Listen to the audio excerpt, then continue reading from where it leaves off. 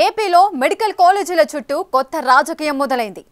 ఏం తెచ్చాం, మీరు పప్పు బెల్లాల్లా ప్రైవేట్కు అమ్మిస్తున్నారని జగన్ అంటుంటే, భూములిచ్చి రిబ్బన్ కట్ చేసినంత ఈజీ కాదని సీఎం చంద్రబాబు కౌంటర్ ఇస్తున్నారు. కొత్త మెడికల్ కాలేజీలు తెచ్చింది తామే అని జగన్ అంటుంటే, ఎక్కడ పూర్తి ఆపరేషనల్ చేశారో చెప్పాలని సీఎం ఘాటు రిప్లై. సో అసలు ఏపీలో ఎన్ని మెడికల్ కాలేజీలున్నాయి? కొత్తగా వచ్చినవేంటి, నడుస్తున్నవెన్ని? కూటమి సర్కార్ చెబుతున్నట్లు ట్రిపుల్ పీ పద్ధతిలో దశ మారుతుందా? మెడికల్ కాలేజీలు ఎవరి చేతుల్లో ఉండబోతున్నాయి?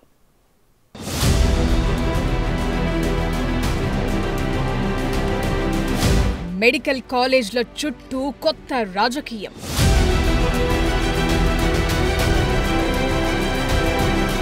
పది కాలేజ్లు పీపీపీలో అభివృద్ధికి రంగం సిద్ధం.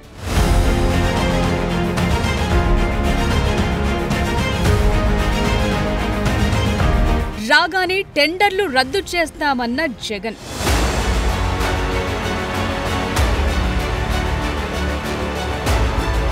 మెడికల్ కాలేజ్ అంటే ఏంటో తెలుసా అన్న చంద్రబాబు.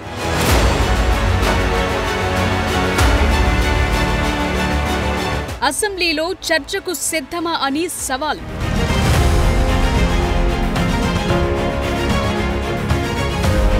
ఇది ఏపీలో మెడికల్ పాలిటిక్స్ చుట్టూ తిరుగుతోన్న మ్యాటర్. ఓవైపు జగన్, ఇంకోవైపు చంద్రబాబు సై అంటే సై అంటున్నారు. మేం మెడికల్ కాలేజ్లు తెస్తే ప్రైవేటుకు అమ్మేస్తారా అని జగన్ క్వశ్చన్ చేస్తుంటే, భూమి కేటాయించి రిబ్బన్ కట్ చేసి వదిలిస్తే కాలేజ్లు నడుస్తాయా అని సీఎం కౌంటర్ వేశారు. అసలు ఏది కరెక్ట్? జగన్ అభ్యంతరాలేంటి? కూటమి ప్రభుత్వం క్లారిఫికేషన్ ఏంటో ఇప్పుడు చూద్దాం. ఇందులో అసలు కథేంటో డీకోడ్ చేద్దాం. ఏపీలో మెడికల్ కాలేజ్లను పీపీపీలో చేపట్టేందుకు చంద్రబాబు ప్రభుత్వం ఉత్తర్వులు జారీ చేసింది. ఏపీలో 10 మెడికల్ కాలేజ్లను పీపీపీ పద్ధతిలో సెట్ చేయనున్నారు. ఇందులో భాగంగా తొలి విడతలో 4 మెడికల్ కాలేజ్లు పీపీపీ కింద చేపట్టాలని డిసైడ్ చేశారు. సెప్టెంబర్ 4న జరిగిన కేబినెట్ మీటింగ్ లో ప్రభుత్వం పీపీపీ మోడ్ కింద 10 మెడికల్ కాలేజ్లను డెవలప్ చేయాలని ఆమోదం తెలిపింది. ఫేజ్ 1 కింద పులివెందుల, ఆదోని, మార్కాపురం, మదనపల్లి ప్రభుత్వ మెడికల్ కాలేజ్లున్నాయి. అలాగే ఫేజ్ 2లో పెనుగొండ, పాలకొల్లు, అమలాపురం, నర్సీపట్నం, బాపట్ల, పార్వతీపురం కాలేజ్లను డెవలప్ చేయనున్నారు. ఫస్ట్ ఫేజ్ కోసం ఇప్పటికే రెడీ అయిన రిక్వెస్ట్ ఆఫ్ ప్రపోజల్ కు ప్రభుత్వం ఆమోదం తెలిపినట్లు వైద్య ఆరోగ్య శాఖ స్పెషల్ సిఎస్ కృష్ణబాబు ఉత్తర్వులు ఇచ్చారు. మిగిలిన 6 కాలేజ్లు ఫిజిబిలిటీ రిపోర్ట్, డ్రాఫ్ట్ ఆర్ఎఫ్పీ రెడీ అయ్యాక పీపీపీ విధానంలోకి వెళ్లనుంది. పీపీపీ కోసం కంపెనీలను ఎంపిక చేసేందుకు టెండర్లను కూడా ఆహ్వానిస్తున్నారు. రైట్, అసలు ఏపీలో మెడికల్ కాలేజ్ల చుట్టూ ఏం జరుగుతోందో ఇక్కడి వరకు ఓ క్లారిటీ ఉంది. ఇది ప్రైవేట్ కు కట్టబెట్టే కుట్ర అని వైసీపీ అంటుంటే, కేవలం బిల్డింగ్స్, ఇన్ఫ్రా వరకు మాత్రమే ప్రైవేట్ వారు చూసుకుంటారని, ఇతర యాజమాన్యమంతా ప్రభుత్వానిదే అని కూటమి నేతలు క్లారిటీ ఇస్తున్నారు. అయితే దీనిపైనే ఇప్పుడు పొలిటికల్ వార్ నడుస్తోంది. తమ పార్టీ తిరిగి అధికారంలోకి రాగానే ఈ పీపీపీ మోడల్ కింద ఉన్న అన్ని టెండర్లను రద్దు చేస్తామని మాజీ సీఎం వైఎస్ జగన్ వార్నింగ్ ఇస్తున్నారు. తమ హయాంలో 17 కొత్త మెడికల్ కాలేజ్లకు శ్రీకారం చుట్టి 5 చోట్ల తరగతులు ప్రారంభించామని చేస్తున్నారు. భవిష్యత్తులో వాటి విలువ 1,00,000 కోట్ల పైనే ఉంటుందని, కోట్ల మంది ప్రాణాలను కాపాడగలుగుతాయన్న మాట వినిపిస్తున్నారు. ఇలా ఎక్కడ చూసినా కూడా రాష్ట్రంలో దోపిడీయే కనిపిస్తాం. చివరికి ఆ దోపిడీకి పరాకాష్ట ఏమిటి అనంటే, ఈ 17 మెడికల్ కాలేజీలను కూడా స్కాములు చేస్తూ అమ్మేయడం. ఇది క్లైమాక్స్, హైట్ ఆఫ్ కరప్షన్ అంటే ఇది. నేను ఇవాళ చంద్రబాబు నాయుడు గారికి ఒకటే చెప్తా ఉన్నా, ప్రైవేటీకరణను మేము అడ్డుకుంటాం, అన్ని రకాల పోరాటాలు చేస్తాం, మీ నిర్ణయాన్ని వెనక్కి తీసుకునేంత వరకు ధర్నాలు జరుగుతాయి, ర్యాలీలు జరుగుతాయి, దీక్షలు జరుగుతాయి, నిరసనలు చేస్తాం. నేను కూడా అక్కడక్కడ పార్టిసిపేట్ కూడా చేస్తాను. అన్ని రకాలుగా దీన్ని అడ్డుకునే కార్యక్రమం, అడ్డుకునే ప్రయత్నం జరుగుతుంది. నేను ఒక్కనే కాదు, నేను రాష్ట్ర వ్యాప్తంగా రాష్ట్ర శ్రేయస్సు కోరే ప్రతి ఒక్కరికి కూడా పిలుపునిస్తా ఉన్నా. ఇక్కడ జరిగేదేంటంటే, గత వైఎస్ఆర్సీపీ ప్రభుత్వం మెడికల్ కాలేజ్లను మంజూరు చేసి ప్రభుత్వ రంగంలో అమలు చేయాలని చూశారు. కానీ ముందడుగు పడలేదు. దీంతో ఈ మెడికల్ కాలేజ్లను ప్రభుత్వమే టేకప్ చేసే బదులు పబ్లిక్ ప్రైవేట్ పార్ట్నర్షిప్ కు మార్చారు. ప్రభుత్వం చెప్తున్న విషయాల ప్రకారం పీపీపీలో చేస్తే డిజైన్, ఫినాన్సింగ్ అమలును ఈజీ చేస్తాయని, ప్రాజెక్టు కెపాసిటీని మెరుగుపరుస్తాయని, మనం పెట్టి ప్రతి పైసాకు లాంగ్ టర్మ్ వాల్యూ అందిస్తాయంటోంది. మొత్తం 10 మెడికల్ కాలేజ్లను ఈ పీపీపీలో చేస్తామంటున్నారు. 2027-28 విద్యా సంవత్సరంలో అడ్మిషన్లు ప్రారంభమయ్యేలా నిర్మాణం పూర్తి చేసే లక్ష్యం పెట్టుకున్నారు. ప్రైవేట్ భాగస్వామ్యం నిర్మాణానికి మాత్రమే పరిమితమని ప్రభుత్వం అంటోంది. కాలేజ్ల పూర్తి యాజమాన్యం, అడ్మినిస్ట్రేషన్ కంట్రోల్ అంతా రాష్ట్ర ప్రభుత్వమే చూసుకుంటుందంటున్నారు. సగం పనులతో అసలు కాలేజ్లు నడుస్తాయా అన్నది కూటమి ప్రభుత్వం సూటి ప్రశ్న. 17 మెడికల్ కాలేజ్లుంటే ఒక్కటి మాత్రమే పూర్తయిందని సీఎం చంద్రబాబు గుర్తు చేశారు. గత ప్రభుత్వం మెడికల్ కాలేజ్లకు పునాదులు వేసి వదిలేసిందన్నారు. అందుకే తమ హయాంలో పీపీపీ విధానం తీసుకొచ్చామని చెప్పారు. అసలు మెడికల్ కాలేజ్లంటే ఏంటో తెలియని వారు కూడా మాట్లాడుతున్నారని ఘాటు కౌంటర్ ఇచ్చారు. పునాది వేయటం, రిబ్బన్ కటింగ్ చేయటం, ఏదో చేసేశామని చెప్పటం, కాలేజ్ ని నడిపే విధానం ఇదేనా అని సీఎం క్వశ్చన్ చేస్తున్నారు.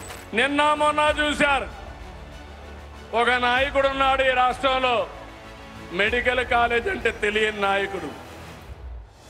ఆయన మాట్లాడుతున్నాడు, నేనేదో పొడి చేశాను, మీరు దానికి ఏదో ఇది చేశారని. నేను ఒకటే చెప్తున్నాను, ఈరోజు భూమి ఇస్తే మెడికల్ కాలేజ్ అయిపోదు. ఈ రాష్ట్రంలో విద్యా సంస్థలకి ప్రాధాన్యత ఇచ్చిన ప్రభుత్వం ఎన్డీఏ ప్రభుత్వం. ఫౌండేషన్ వేయడం, రిబ్బన్ కట్ చేయడం, నేనేదో చేశామని చెప్పుకోవడం కాలేజీని నడిపే విధానం కాదు. అందుకే ఈరోజు ఈ ప్రభుత్వం పీపీపీ విధానం తీసుకొచ్చాం. ఆస్తి మనది, వేరే వాళ్ళు దాన్ని రన్ చేస్తారు, జవాబుదారీతనంగా ఉంటారు. దీనివల్ల 26-27కు 4 కాలేజీలు వస్తాయి, 27-28కి 7 కాలేజీలు వస్తాయి. దీనివల్ల 50% సీట్లు కన్వీనర్ కోటా కింద వస్తుంది.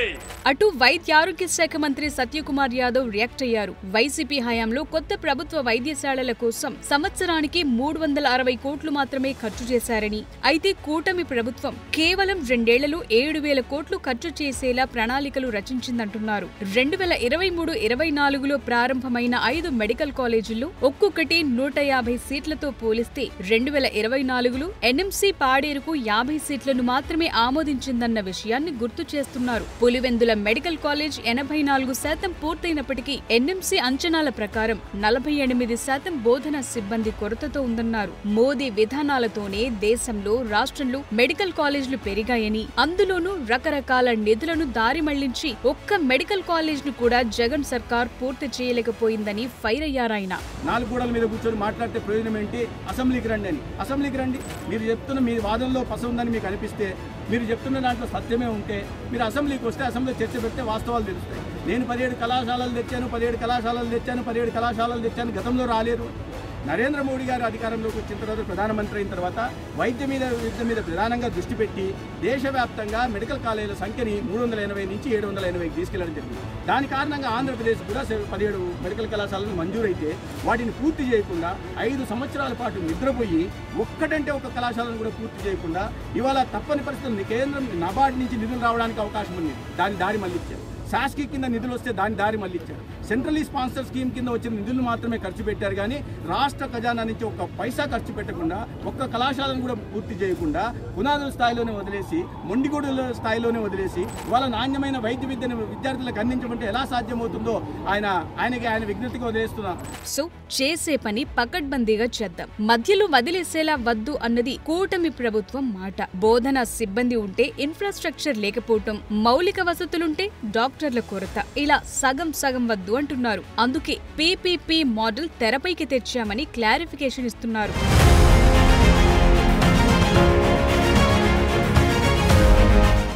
అధికారంలోకి వచ్చాక మెడికల్ కాలేజీల నిర్మాణాలు ఎందుకు చేపట్టలేదు?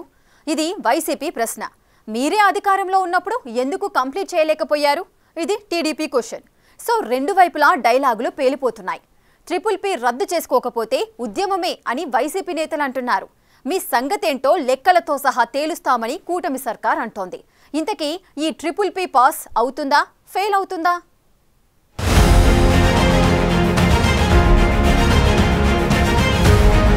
ఏపీలో వైసీపీ హయాంలో 17 కొత్త మెడికల్ కాలేజీలు ప్రకటించారు. 2023లో మచిలీపట్నం, రాజమండ్రి, ఏలూరు, నంద్యాల, విజయనగరంలో 5 ప్రారంభించారు. 2024కి ప్లాన్ చేసిన 5 కేవలం 2 మాత్రమే ఆమోదం పొందాయి. అందులో ఒకటి పాడేరులో 50 సీట్లు, మరొకటి పులివెందుల. ఆదోని, మదనపల్లి, మార్కాపురానికి అనుమతి రాలేదు. నేషనల్ మెడికల్ కౌన్సిల్ 2024-25 సంవత్సరానికి పులివెందుల మెడికల్ కాలేజ్ కి గ్రీన్ సిగ్నల్ ఇచ్చింది. 2024 ఆగస్టు 16 పర్మిషన్ లెటర్ పంపింది. అయితే ఈ ఏడాది సెప్టెంబర్ 10న దేన్ని ఉపసంహరించుకోవాలని రాష్ట్ర ప్రభుత్వం కోరింది. ఎందుకంటే పనులు మొత్తం పూర్తి కాలేదు, అసంపూర్ణంగా మౌలిక సదుపాయాలున్నాయి, బోధనా సిబ్బంది కొరత ఉంది. పర్ఫెక్ట్ గా చేద్దాం అన్న ఉద్దేశంతో కూటమి ప్రభుత్వం ఆ నిర్ణయం తీసుకుంది. అయితే దీన్ని జగన్ తనకు అనుకూలంగా మార్చుకుంటున్నారు. పర్మిషన్ ఇచ్చినా వెనక్కు పంపారని కౌంటర్ చేయటం వెనుక రీజన్ ఇదే అంటున్నారు. తమ ప్రణాళికతో ముందుకెళ్లి ఉంటే 2024-25లో 4 కాలేజీలు, 2025-26లో 7 కాలేజీలు మొదలయ్యేవంటున్నారు